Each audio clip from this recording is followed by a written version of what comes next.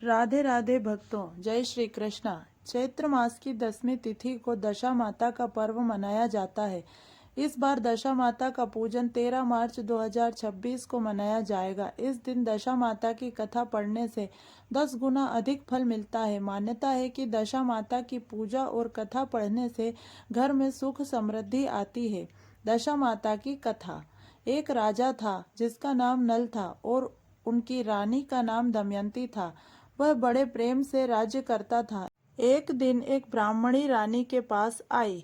उसने गले में पीला डोरा बांधा था। रानी ने उनका डोरा देखकर उस डोरे के बारे में पूछा तो वह बोली, डोरा दशा माता का है। इस व्रत को करने से और डोरा पहनने से सुख संपत्ति अन्न धन घर में आता है। यह सुनकर रानी ने भी व्रत रखा और दशा माता का डोरा पहना।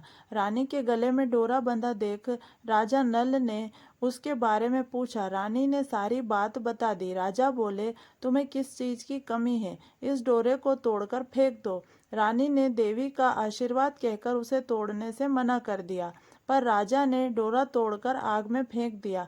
रानी बोली, राजन, यह आपने ठीक नहीं किया, और रानी ने उस डोरे को उठाकर दूध में डालकर पी लिया। इसके बाद उस रात राजा के स्वप्न में 2 स्त्रियां आईं। उन दोनों में से एक स्त्री बोली, राजा, मैं यहाँ से जा रही हूँ। दूसरी स्त्री बोली, राजा, मैं तेरे घर आ रही हूँ। राजा को लगातार यह सपना 10 से 12 दिनों तक आया। रोजाना ऐसा सपना आने से राजा उदास रहने लगा। रानी ने उदासी का कारण पूछा तो राजा ने स्वप्न की बात बता दी। रानी ने राजा से उन दोनों स्त्रियों का नाम पूछने को कहा। तब राजा ने उनसे उनके नाम पूछे तो जाने वाली स्त्री ने अपना नाम लक्ष्मी तथा आने वाली स्त्री ने दरिद्रता बताया। लक्ष्मी के जाते ही सब सोना चांदी मिट्टी हो गया। रानी सहायता के लिए अपनी सखियों के पास गई, लेकिन रानी का बुरा हाल देखकर कोई भी उनसे नहीं बोला। दुखी मन से राजा रानी 5 बरस के राजकुमार के साथ जंगल में कंदमूल खाकर अपने दिन बिताने लगे। चलते चलते राजकुमार को भूख लगी तो रानी ने कहा, यहाँ पास ही एक मालन रहती है जो मुझे फूलों की माला देकर जाती थी। उससे थोड़ा छाछ दही मांग लाओ। राजा मालन के घर गया। वह दही बिलो रही थी। राजा के मांगने पर उसने कहा, हमारे पास तो छाछ दही कुछ भी नहीं है। राजा खाली हाथ लौट आया। आगे चलने पर एक सांप ने कुंवर को डस लिया और राजकुमार की मृत्यु हो गई। विलाप करती रानी को राजा ने धैर्य बंधाया। इसके बाद वह दोनों आगे चले। राजा 2 तीतर मार लाया। भुने हुए तीतर भी उड़ गए। उधर राजा स्नान कर धोती सुखा रहा था कि धोती उड़ गई। रानी ने अपनी धोती फाड़कर राजा को दी। वे भूखे प्यासे ही आगे चल दिए। कुछ आगे चलकर राजा के मित्र का घर आया। वहां जाकर उसने मित्र को अपने आने की सूचना दी। मित्र ने दोनों को एक कमरे में ठहरवाया। वहां मित्र ने लोहे के औजार आदि रखे हुए थे। देवयोग से वे सारे औजार धरती में समा गए। चोरी का दोष लगने के कारण वे दोनों रातों रात वहां से भाग गए। आगे चलकर राजा की बहन का घर आया। बहन ने अपने एक पुराने महल में राजा और रानी के रहने की व्यवस्था की। सोने के थाल में उन्हें भोजन भेजा, पर थाली मिट्टी में बदल गई। राजा बड़ा लज्जित हुआ। थाल को वहीं गाड़कर दोनों फिर चल पड़े। आगे चलकर एक साहूकार का घर आया। वह साहूकार राजा के राज्य में व्यापार करने के लिए जाता था। साहूकार ने भी राजा को ठहरने के लिए पुरानी हवेली में सारी व्यवस्था कर दी। पुरानी हवेली में साहूकार की लड़की का हीरों का हार लटका हुआ था। पास ही दीवार पर एक मोर अंकित था। वह मोर ही हार निगलने लगा। यह देखकर राजा रानी वहां से भी चले गए।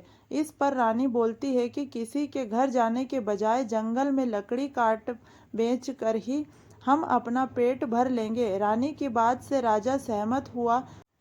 दोनों एक सूखे बगीचे में पहुंचे। उन दोनों के वहां पहुंचते ही बगीचा हरा भरा हो गया। यह देखकर बाग का मालिक प्रसन्न हुआ। उसने देखा वहां एक स्त्री पुरुष सो रहे थे। उन्हें जगाकर बाग के मालिक ने पूछा, तुम कौन हो? राजा बोला, मुसाफिर हैं, मजदूरी की खोज में इधर आए हैं। यदि तुम रखो तो यहीं हम मेहनत मजदूरी करके पेट पाल लेंगे। इसके बाद बगीचे के मालिक ने उन्हें अपने यहाँ नौकरी पर रख लिया। एक दिन बाग की मालकिन भी संपदा देवी की कथा सुन डोरा ले रही थी। रानी के पूछने पर उसने बताया कि यह संपदा देवी का डोरा है। रानी ने भी कथा सुनी, डोरा लिया। राजा ने फिर पत्नी से पूछा कि यह डोरा कैसा बांधा है? तो रानी बोली, यह वही डोरा है जिसे आपने एक बार तोड़कर फेंक दिया था और इसका अपमान किया था। उसी के कारण संपदा देवी हम पर नाराज है। रानी फिर बोली, यदि संपदा माँ सच्ची हैं तो फिर हमारे पहले के दिन लौट आएंगे। उसी रात राजा को पहले की तरह स्वप्न आया। एक स्त्री कह रही है, मैं जा रही हूँ। दूसरी कह रही है, राजा मैं वापस आ रही हूँ। राजा ने दोनों के नाम पूछे तो आने वाली ने अपना नाम लक्ष्मी और जाने वाली ने दरिद्रता बताया। राजा ने लक्ष्मी से पूछा, अब जाओगी तो नहीं? लक्ष्मी बोली, यदि तुम्हारी पत्नी संपदा जी का डोरा लेकर कथा सुनती रहेगी तो मैं नहीं जाऊंगी। यदि तुम डोरा तोड़ दोगे तो मैं वापस चली जाऊंगी। बाग की मालकिन जब वहां की रानी को हार देने जाती है तो दमयंती हार गूंथ कर देती है। हार देखकर रानी बड़ी प्रसन्न हुई। उसने पूछा कि हार किसने बनाया है? तो मालन ने कहा, कोई पति पत्नी बाग में मजदूरी करते हैं, उन्होंने ही बनाया है। रानी ने मालन को दोनों परदेशियों के नाम पूछने को कहा। उन्होंने अपना नाम नल दमयंती बता दिया। मालन दोनों से क्षमा याचना करने लगी। राजा ने उससे कहा, इसमें तुम्हारा क्या दोष है? हमारे दिन ही खराब थे। अब दोनों अपने राजमहलों की तरफ चले। राह में साहूकार का घर आया। दोनों वहां साहूकार के पास गए। साहूकार ने नई हवेली में उनके ठहरने का प्रबंध किया तो राजा बोला, मैं तो पुरानी हवेली में ही ठहरूंगा। वहां साहूकार ने देखा दीवार पर चित्रित मोर नौलखे हार उगल रहा था। साहूकार ने राजा के पैर पकड़ लिए। राजा ने कहा, दोष तुम्हारा नहीं, मेरे दिन ही बुरे थे। राजा आगे चलकर बहन के घर पहुंचा। बहन ने नए महल में ही रहने की जिद की। जैसे ही उसके पैरों के नीचे की धरती खोदी तो हीरों से जड़ित थाल वहां से निकल आया। राजा ने बहन को वह थाल भेंट स्वरूप दिया।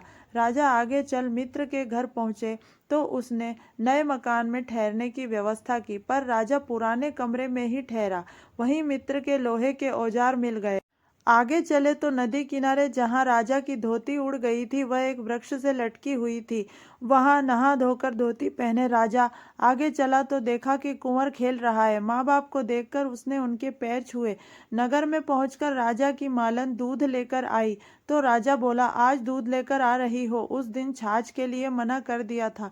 रानी ने राजा से कहा, वह तो तुम्हारे बुरे दिनों का प्रभाव था। इसके बाद दोनों वहां से अपने महल की तरफ गए। रानी की सखियां धन धान्य से भरे थाल लिए गीत गाती आईं।